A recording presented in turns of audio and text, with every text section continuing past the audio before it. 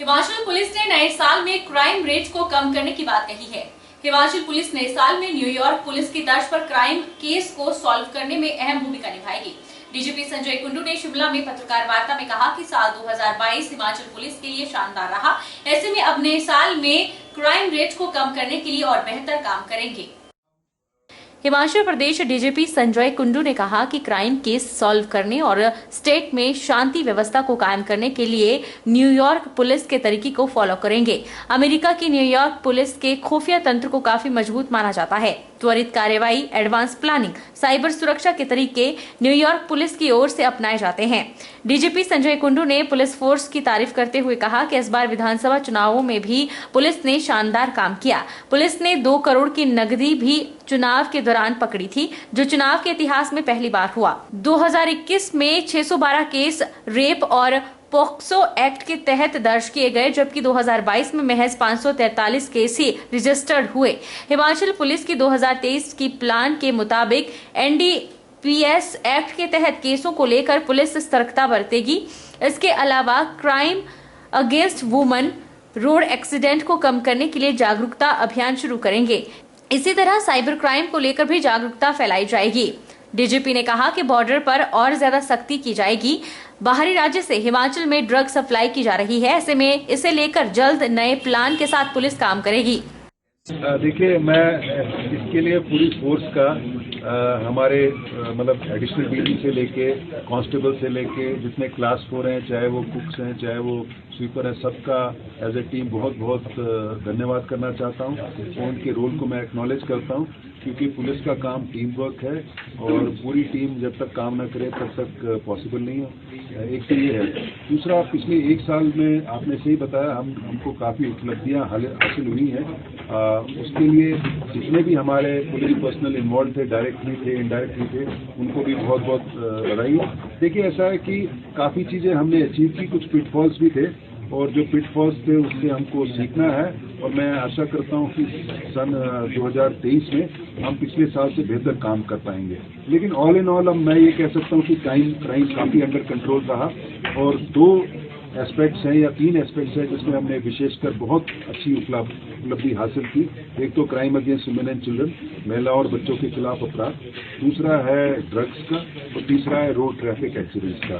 तो 3 focus areas में हमारे सब लोगों ने बहुत मेहनत की, जिसके कारण बड़े पॉजिटिव रिजल्ट्स आए। नए साल में सीमावर्ती जिला सिरमौर में जिला पुलिस नशे के खिलाफ एक विशेष अभियान शुरू करेगी, जिसमें सेवानिवृत्त हुए पुलिसकर्मियों और भूतपूर्व सैनिकों का भी सहयोग लिया जाएगा।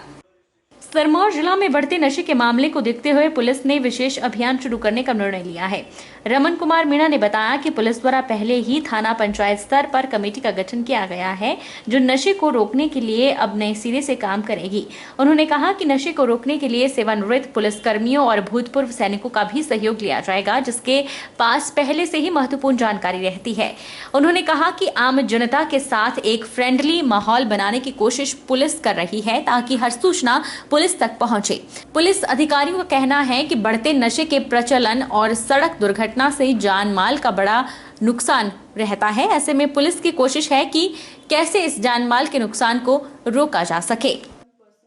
इस वर्ष का हमारा प्रयास रहेगा कि जो भी अपराध हैं उन पे लगाम लगे, साथ ही जो केस पुराने जो केसेज हैं उनको भी जल्दी जल्दी उनका निपटारा किया जाएगा। साथ ही नशे के खिलाफ अभियान और ट्रैफिक मैनेजमेंट, एक्सीडेंट्स में कमी, इन चीज़ों को फोकस करके ताकि जो जान माल का जो नुकसान है जो आम जन को हो सकता है उसमें हम कमी ला सकें। और इस क्षेत्र में थोड़ा विशेष प्रयास करके हमारा ये रहेगा कि यहाँ पे कानून का शासन अच्छे से रहे, लॉ एंड ऑर्डर बना रहे। जो विशेष तौर पे देखा जाए तो कमेटी बनी हुई है पहले से, थाना स्तर पे भी बनी है, पंचायत स्तरों पे बनी हुई है, जिसमें कि जनप्रतिनिधि जैसे सरपंच या वार्ड पंच या मेंबर्स वगैरह सभी लोग होते हैं उसमें। पर हमारा ये रहेगा कि इनको और हम स्ट्रेंथन करें। साथ ही साथ जो हमारे भूतपूर्व पुलिसकर्मी हैं जो कि लगभग रिटायरमेंट के बाद में अपने गांव में, अपने इलाकों में रह रहे हैं, हम उनसे संपर्क साधेंगे, क्योंकि उनके पास में डे टू डे की सूचनाएं अच्छी रहती हैं। साथ ही साथ जो भूतपूर्व सैनिक हैं, हम कोशिश करेंगे कि कमेटी से उनको भी जोड़ें, ताकि हमारे पास एक्यूरेट सूचनाएं पहुँचे। और इन कमेटीज़ को हम और स्ट्रेंथन करें, साथ ही बच्चों तक हम पहुँचे, बच्चों से सूचनाएं मिलें, स्कूल कॉलेज में पढ़ने वाले स्टूडेंट्स हैं, तो हमारी कोशिश रहेगी कि हम उन तक अपनी पहुंच बनाएं, वो हम तक पहुंच सके, इतना उनको हम सुविधाजनक माहौल दें। कंधे पर हल और गले में पेस्टिसाइड्स की माला डालकर किसानों की आवाज बुलंद करने के लिए दून विधानसभा क्षेत्र के साय का किसान लायक राम निकल पड़ा है। किसान ने खेत से शिमला और शिमला से दिल्ली तक किसान बचाओ देश बचाओ पैदल यात्रा निकालकर किसानों का दर्द प्रदेश के मुख्यमंत्री और देश के प्रधानमंत्री तक पहुंचाने का जिम्मा उठाया है। दून विधानसभा के किसान लायक राम ने साई में अपने खेत से किसान बचाओ देश बचाओ यात्रा शुरू की है। कंधे पर हल रखकर गले में पेस्टिसाइड्स की माला डाले हुए और हाथ में तिरंगा लिए यह किसान जैसे ही बद्दी लाइट चौक पर पहुंचा तो पत्रकारों ने उनकी इस यात्रा के बारे में पूछा। किसान ने बताया कि हम किसान गर्मी, सर्दी, बरसात, कोहरे में भी घर में अन्न, फल, सब्जियां और अन्य खाद्य सामग्री पहुंचाते हैं, लेकिन ऐसा बहुत बार होता है कि किसान कर्जे उठाकर अपनी फसलें उगाता है तो कई बार प्राकृतिक आपदाओं, बारिश, कोहरा, सूखा जैसे उनकी फसलें खराब हो जाती है। किसान को अपना और अपने परिवार का पेट तक भरना मुश्किल हो जाता है। किसान मेहनत करने के बावजूद कर्जे के तले डूब जाता है, लेकिन सरकारें उनकी कोई सुनवाई नहीं करती। यहाँ तक कि कर्जे से चलते किसान आत्महत्या तक करने को मजबूर हो जाता है। जब किसान के खेतों में सब्जियां और फल होते हैं तो कौड़ियों के भाव बिकते हैं और उन्हें कभी वाजिब दाम नहीं मिलते। किसान ने बताया कि केंद्र सरकार की नोटबंदी के चलते सबसे ज्यादा परेशानी किसानों को हुई। किसानों ने अपने और अपने बच्चों के भविष्य के लिए जो पैसा जोड़ा रखा था वो भी नोटबंदी की भेंट चढ़ गया। रही सही कसर कोरोना ने पूरी कर दी और किसानों की कमर तक तोड़ दी। लायक राम ने बताया कि उनकी प्रदेश के मुख्यमंत्री और देश के प्रधानमंत्री से मुख्य मांगे हैं और वे किसानों के दर्द को प्रधानमंत्री और प्रदेश के मुख्यमंत्री तक पहुंचाएंगे। हमारा दर्द, किसानों का दर्द ये होता है कि हम बैंकों के कर्जे में दबे होते हैं। हम लोगों के लिए अन्न पैदा करते हैं, लेकिन हमारी सुनवाई कहीं नहीं होती। हमारी जब फसलें खराब हो जाती है, हमारे पास पैसा नहीं होता, हम बैंकों से ऋण लेते हैं बीज, खाद और दवाइयों के लिए, लेकिन हमारी जो फसलें होती है प्रकृति पर निर्भर होती है। हम ऐसे किसान हैं जो बारिश के ऊपर निर्भर रहते हैं। बारिश अच्छी हो गई तो हमारी फसल अच्छी होती है, बारिश अच्छी नहीं हुई, ज़रूरत से कम या अधिक हुई तो हमारी फसलें खराब हो जाती है। इसी तरह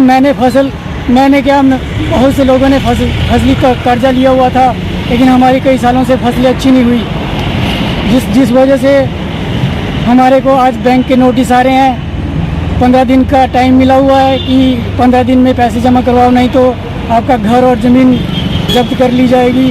हम किसान हैं, हमारी फसलें खराब हुई। हमने इसका ज्ञापन पिछली सरकार को तहसीलदार के माध्यम से जयराम सरकार को दिया था, लेकिन हमारी कोई सुनवाई नहीं हुई। लेकिन आज नौबत ये आ गई है कि हमारे घर और ज़मीनें दांव पर लगी हुई है। 29 दिसंबर को मंडी जिले के उपमंडल बल के नया शॉप में युवती की छत से गिरने के कारण मौत हो गई।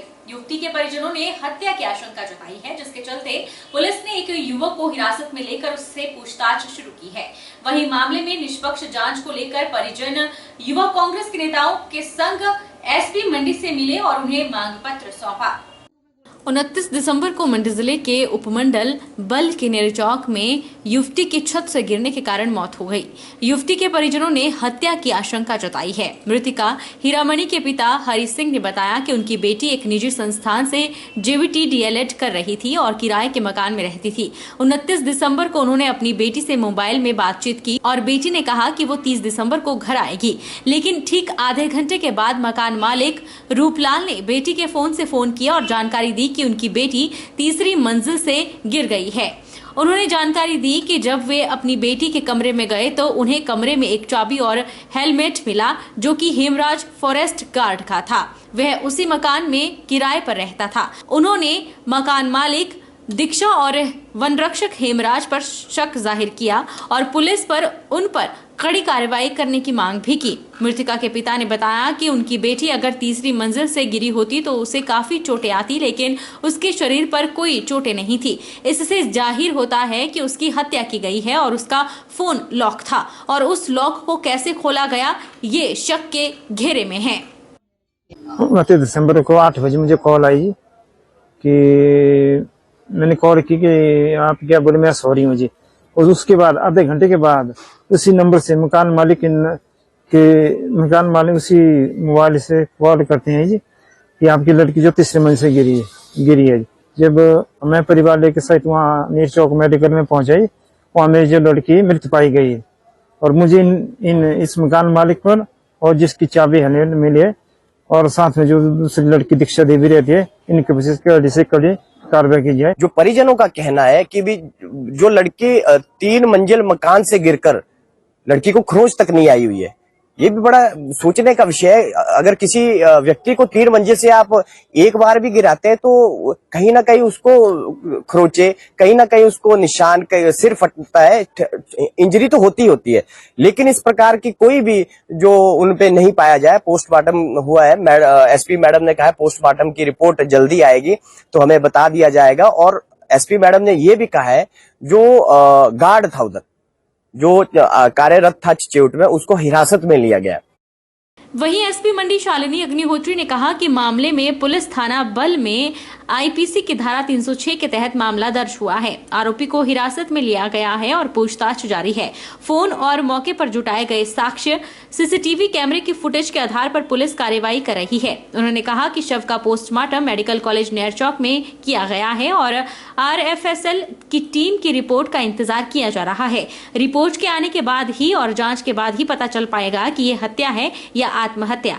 एसपी ने बताया कि मौके का निरीक्षण करने का अनुरोध परिजनों ने किया गया है और मौके का निरीक्षण किया जाएगा। जिन पर शक जाहिर किया गया है उनसे भी पुलिस पूछताछ करेगी। नेर चौक में एक लड़की जो है उनकी डेथ का मामला सामने आया था, जिसमें पुलिस द्वारा कार्रवाई जो है इसमें की गई है। पुलिस स्टेशन बल में इससे संबंधित मुकदमा जो है दर्ज किया गया है। इसमें आईपीसी की सेक्शन 306 में मुकदमा किया गया है और जो सस्पेक्ट है हमारा उसमें अरेस्ट किया गया, उनकी पूछताछ की जा रही है। सेलफोन रिकॉर्ड्स और मौके पे उपलब्ध जो भी एविडेंसेस हैं, इसमें सीसीटीवी और अन्य लोगों की जो स्टेटमेंट्स हैं, उनको भी पुलिस इसमें अभी कार्रवाई में ला रही है। पोस्टमार्टम जो है नेरचौक मेडिकल कॉलेज में करवाया गया है, उसकी रिपोर्ट्स के तहत और साथ में आरएफएसएल की टीम जिन्होंने मौके का निरीक्षण किया है, उनकी रिपोर्ट का हम इंतजार है और फर्दर जिस तरह के भी हालात बनेंगे इस केस में हम कार्रवाई करेंगे। और मुझे उम्मीद है जल्दी इस केस को पूरा कंक्लूसिवली इन्वेस्टिगेट करके जो है न्यायालय में भेजा जाएगा ताकि आगे का प्रोसेस जो है इसमें इनिशिएट हो पाए।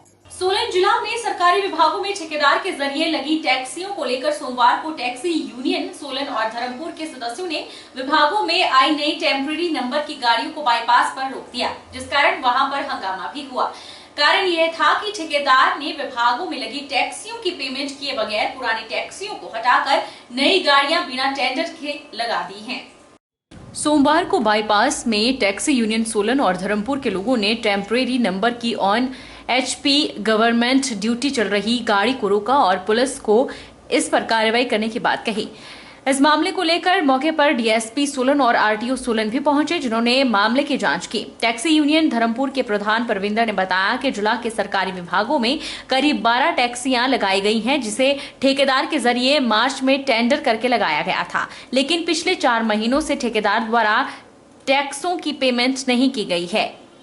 वहीं जब इस बारे में ठेकेदार से बातचीत की जाती है तो वह उस पर कोई जवाब नहीं देते हैं और ऐसे में ठेकेदार ने बिना पेमेंट किए अब नई गाड़ियां एक्साइज विभाग सोलन में भेजी हैं, जो कि गलत है। इसको लेकर नई गाड़ियों को टैक्सी चालकों द्वारा रोका गया और उसको लेकर प्रशासन से मांग की गई है।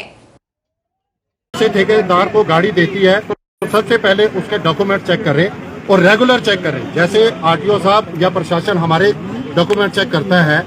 अभी हम धर्मपुर से गाड़ी हमारी शिमला जाती है तो सोलन के अंदर पुलिस वाले स्पेशली टैक्सी को रोककर उसकी seat belt, uniform, document check करते हैं। तो क्या इन गाड़ियों के डॉक्यूमेंट चेक नहीं होते हैं? तो हमारी गुजारिश है प्रशासन से कि इन गाड़ियों को जो भी टेंडर वो किसी भी ठेकेदार को देते हैं, पहले तो हमारी रिक्वेस्ट है कि वो अपने डिस्ट्रिक्ट के अंदर का ही ठेकेदार ले, जिसे हम पकड़ तो सके।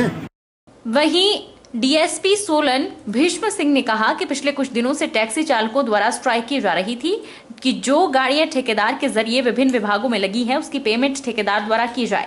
इस मामले को लेकर ठेकेदार से बात की गई है और अगले कुछ दिनों में इस मामले को सुलझाया जाएगा और जो गाड़ियां बिना टेंडर के ऑन एचपी गवर्नमेंट ड्यूटी लिखी हुई चल रही है उसको लेकर भी पुलिस द्वारा कार्रवाई अमल में लाई जाएगी। एक्साइज विभाग में जो टैक्सियां लगी है, पहले जो लोकल टैक्सियां लगी थी, जो स्टेट कॉन्ट्रैक्ट है उसने जो लोकल टैक्सियां लगाई थी जिनके पेमेंट का इशू था, तो इन्होंने 28 तारीख से स्ट्राइक की हुई थी।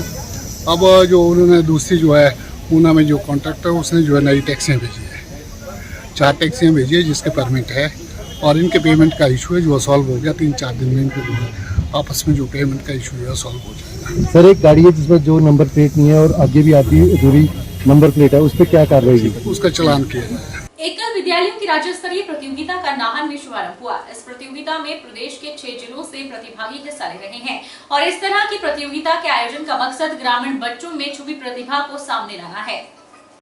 सिरमौर जिला में बढ़ते नशे के मामले को देखते हुए पुलिस ने विशेष अभियान शुरू करने का निर्णय लिया है। रमन कुमार मीणा ने बताया कि पुलिस द्वारा पहले ही थाना पंचायत स्तर पर कमेटी का गठन किया गया है जो नशे को रोकने के लिए अब नए सिरे से काम करेगी। उन्होंने कहा कि नशे को रोकने के लिए सेवानिवृत्त पुलिसकर्मियों और भूतपूर्व सैनिकों का भी सहयोग लिया जाएगा जिसके पास पहले से ही महत्वपूर्ण जानकारी रहती है।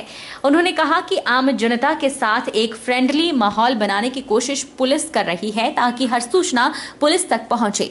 पुलिस अधिकारियों का कहना है कि बढ़ते नशे के प्रचलन और सड़क दुर्घटना से जान माल का बड़ा नुकसान रहता है। ऐसे में पुलिस की कोशिश है कि कैसे इस जान माल के नुकसान को रोका जा सके।